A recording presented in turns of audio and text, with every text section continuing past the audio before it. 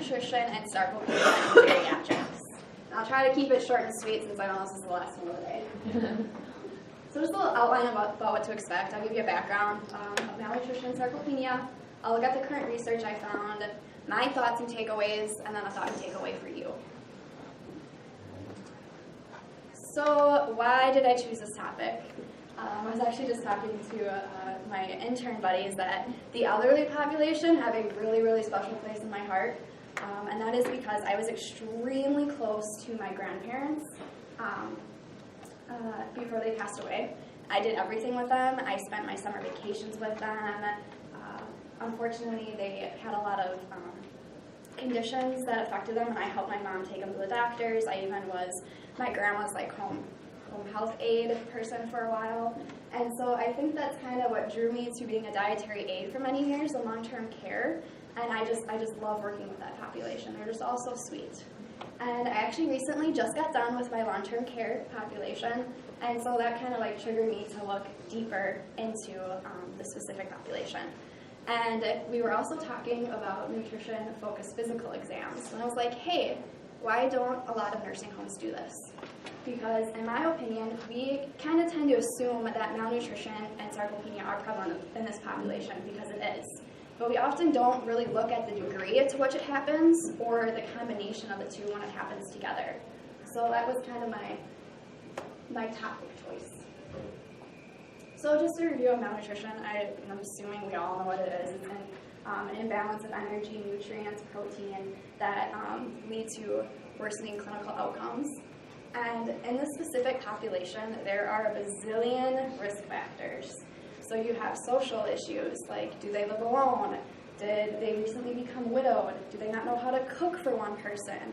Like, did their wife just die and they were married for 50 years and she did all the cooking? He probably has no idea what's going on, much less does he want to eat. Does he also have cognitive issues, like does he have dementia, does he have Alzheimer's? Or does he have like just general clinical things going on with him? Does he have malabsorption? Does he have dysphagia? So like the risk factors go on and on and on, which is why we have all those lovely assessments. And just like any individual that walks into any facility, especially long-term care and hospitals, there are a nutrition assessment that we go through. Every facility is kind of different, but the main thing that we're looking at is their nutritional risks. And in the community, there are more basic assessments used, and the main one for that is the mini nutrition assessment, because that is the most validated and reliable one they have found in research. And so, in general, that is why it's very, very important to do these assessments, because it gives us a better idea of all what's going on and their total nutrition quality. So sarcopenia. Sarcopenia just naturally happens as we age. It is that gradual loss of lean muscle mass, and then in the combination of loss of muscle strength and functionality. So it's the two together. It's very important to remember. And as I said, like it just happens as we age, but it's the degree of which it happens, which is a result of risk factors like inactivity, what is their nutrient intake, and if they have any disease conditions going on that are worsening it. And there are more definitive, I guess, assessments for sarcopenia. The standardized is the DEXA scan, which is very, very expensive and not popular use because of that. Or you have the bioelectrical impedance analysis, which I kind of think of, there's multiple ways to do it, but Stout, where I graduated my undergrad from, had a really nice one where it felt like you were on a scale, and then it sends electrical impulses through you, and it's looking at the distribution of the fluid between muscle mass and fat mass, and that gives you the idea of what their lean muscle mass percent is. And then muscle strength can be done using the hand grip dynamometer. And then functionality, there's so many different ones used. A common one is the 4-meter walk test. They see how fast they can do it. There's the sit and stand chair test, and there's just a wide variety of them. So what my study specifically we're looking at the association between malnutrition and sarcopenia, because there's this idea out there that they can combine the two together and it would be called malnutrition sarcopenia syndrome. And right now the definition is literally just slamming together malnutrition and what sarcopenia is. It's pretty basic. And what what they're kind of noticing, but they don't have evidence for, is that malnutrition and sarcopenia are accelerated in hospitalized older adults. And so, as we know, this is making their overall disease states and worsening their improvement. So that extended length of stay, they might be rehospitalized more frequently, or just it makes their complication more severe. So my first study looked at malnutrition and sarcopenia syndrome predicts mortality in hospitalized older patients. And this study was published in 2017. So there's two aims. They looked at the prevalence of malnutrition, sarcopenia, and then that malnutrition sarcopenia syndrome. And then they looked at a second objective of associating that syndrome versus long-term mortality. This study was done in 2 hospitals in China on adults 60 years or older, and they analyzed a total of 414 individuals, and their exclusion criteria included acute life-threatening diseases, severe cognitive impairment, delirium, and clinically significant edema, so that 3+ pitting edema. The research methods are pretty basic.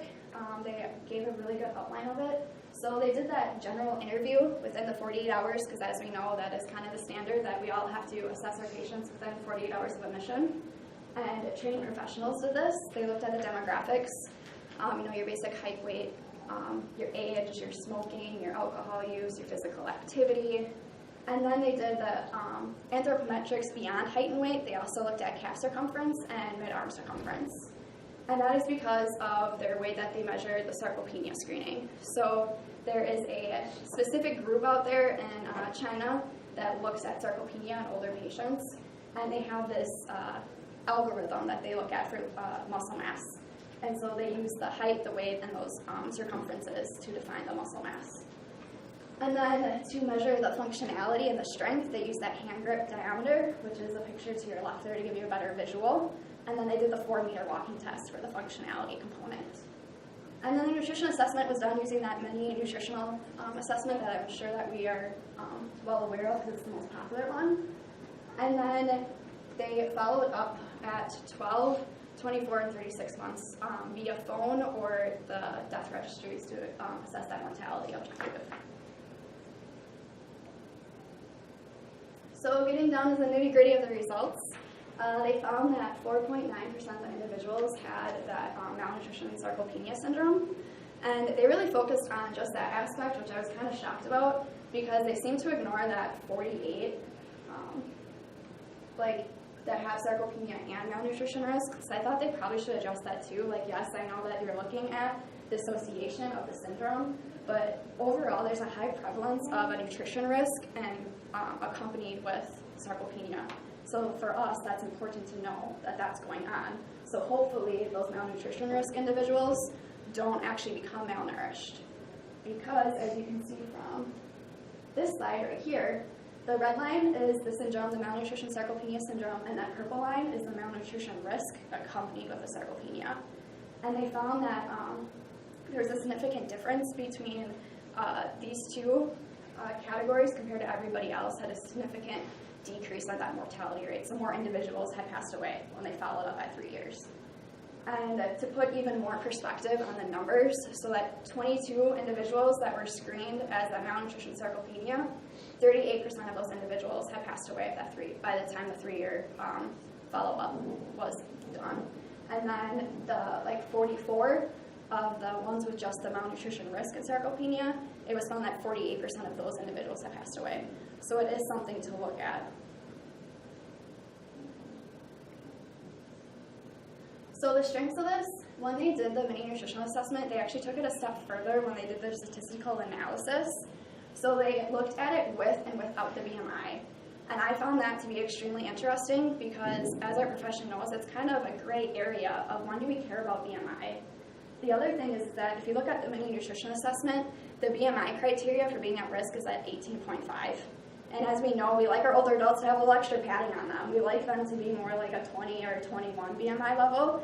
So it was interesting that they looked at it to see if the BMI even factored in. And in this particular study, they did not find significant findings of that. And then their main strength was they utilized standard assessments for specifically the Chinese population. And the limitation is that the whole diagnosis of malnutrition sarcopenia is still up in the air. So maybe there would be more considered as a syndrome. But again, this is a study done to try to see if there's even an association between the two. So the overall conclusion was that older patients with malnutrition sarcopenia, or with a combination of malnutrition risk and sarcopenia, are at increased of long-term all-cause mortality. And I rated this as an overall positive because their statistics were right on point. They used the standard assessments, reliable assessments, and overall their study was well done. So article number 2 is the prevalence of malnutrition and sarcopenia in post-acute care geriatric unit, applying the new ESPEN definition, and that is just a fancy acronym for the European Working Group for Sarcopenia of Older Adults criteria. And this study was published in 2016. So the objectives of the study were pretty much the same exact as the other one. So they looked at the prevalence of malnutrition and sarcopenia, and then they wanted to look at the association between the two. This was done in Spain on 88 individuals, and the only exclusion criteria that they had was if their general condition and their cognitive function made it impossible to do the diagnostic exam. So again, it's the same layout, the same basic steps, just have a little tweaks to how they assess people. So they did the interview on unintentional weight loss, if there was no red flags in the medical charting. And then they did the mini nutrition assessment short form, which is to the left on the screen. And they did this because according to the new ESPEN guidelines for diagnosing malnutrition, you have to do this assessment first. So if they screen at 11 or below, that is considered a risk. And so then the first step from there is to look at the BMI. So if they have a BMI of 18.5 or lower, they are automatically triggered as malnourished. If their BMI isn't quite that low, they look at unintentional weight loss with the BMI, or unintentional weight loss and their overall muscle percent. And then the sarcopenia screening, for this one, they also looked at, they did the hand grip strength, and then the 4-meter walk test is what the European Aging Group has defined as good diagnostic criteria. And then in this study, they also looked at lab values. So what this fancy chi-square test is showing us is that the red box is the malnutrition, so 17 individuals were diagnosed as malnourished, and then 45 were considered to be sarcopenic. And the interesting thing that I found in this study is that all 88 individuals screened for malnutrition were considered at least at risk, and then 17 of those were considered malnourished. And what the P of less than 0.3 is signifying is that they did find a significance, and that individuals were found to be significantly more likely to have sarcopenia if they were malnourished.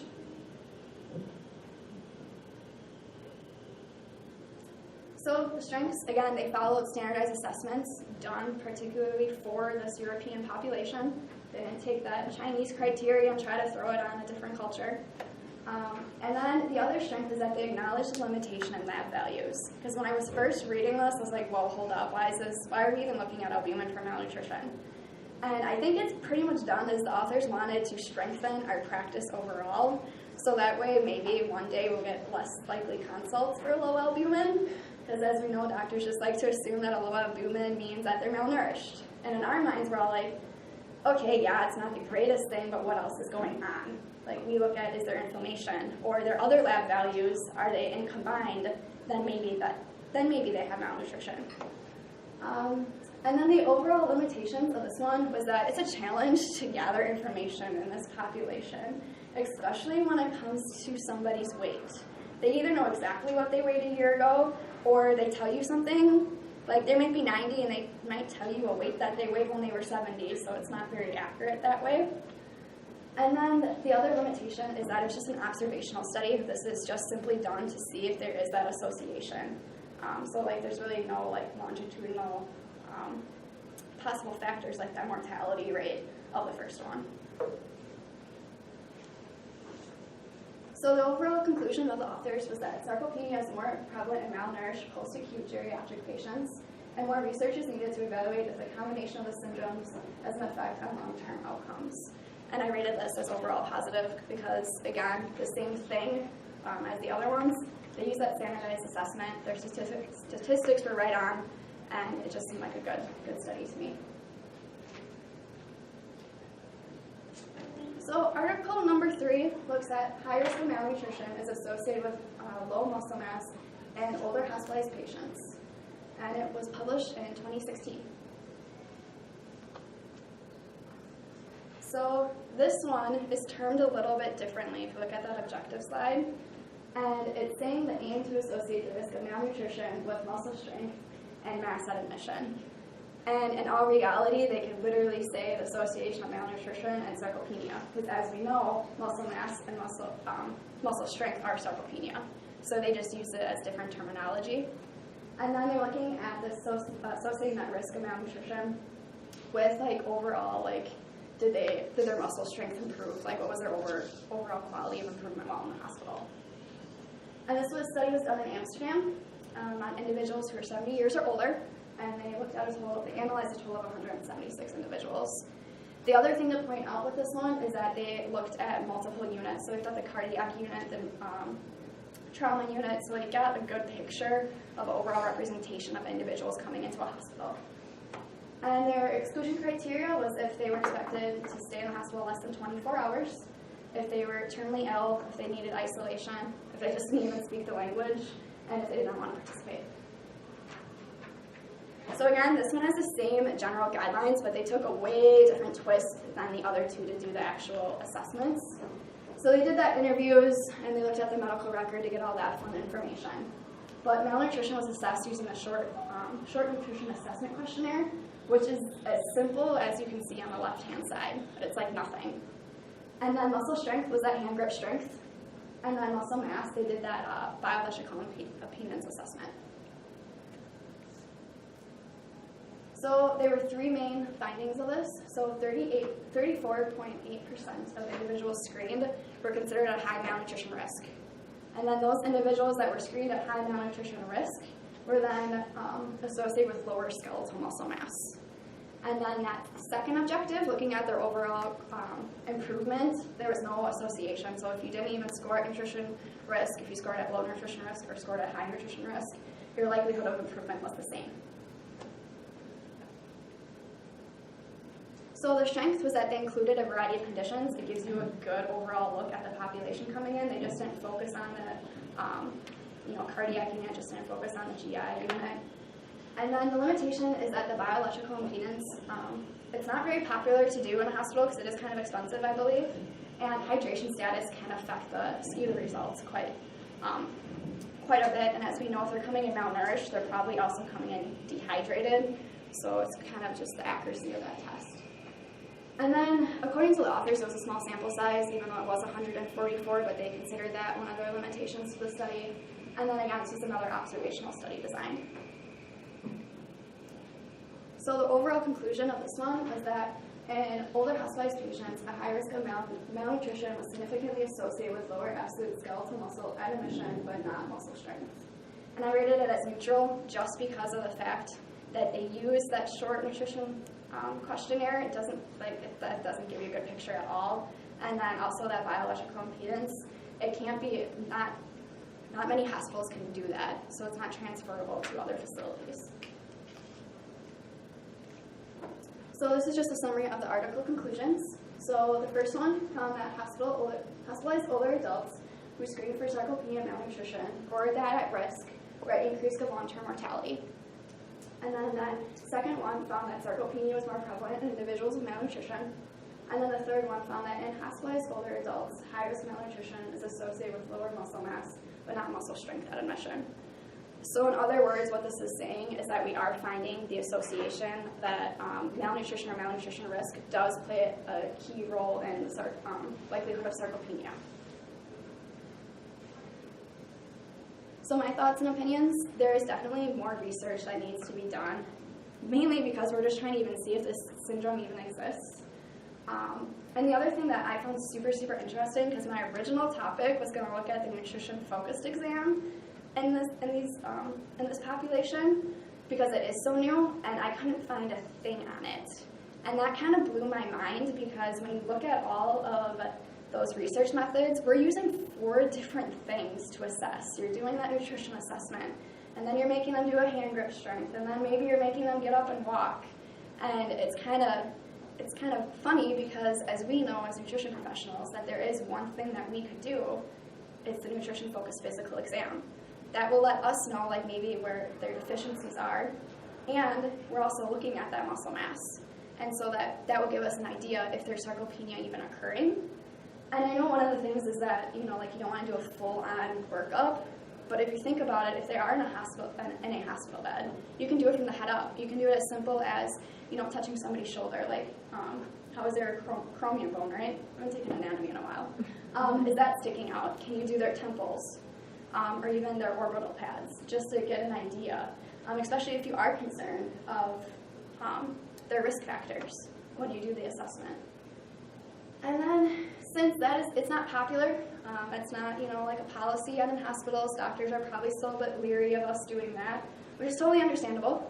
I just think it's important that we look at the bigger picture. So yeah, our main goal is to look at their nutrition, like their nutrition risk factors, but don't forget about also their strength and functionality components. It can be as simple as asking them, like, can you do your normal daily activities? Do you get more tired getting out to go to the bathroom? Does it take more work to get dressed? It just gives you an idea of the bigger picture of what's going on.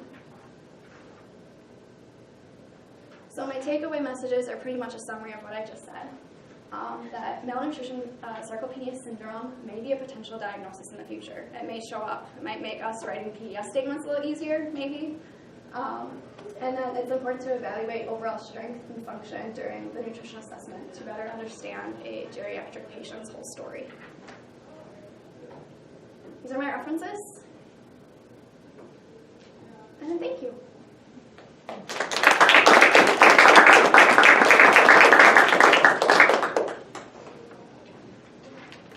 Does anybody have any questions? No? Sweet. Oh, we're tired. I have to take a new photo. Oh. I strategically. Can we take it? Yeah. I'm busy at that time. We can all sit around the tree. Crossing.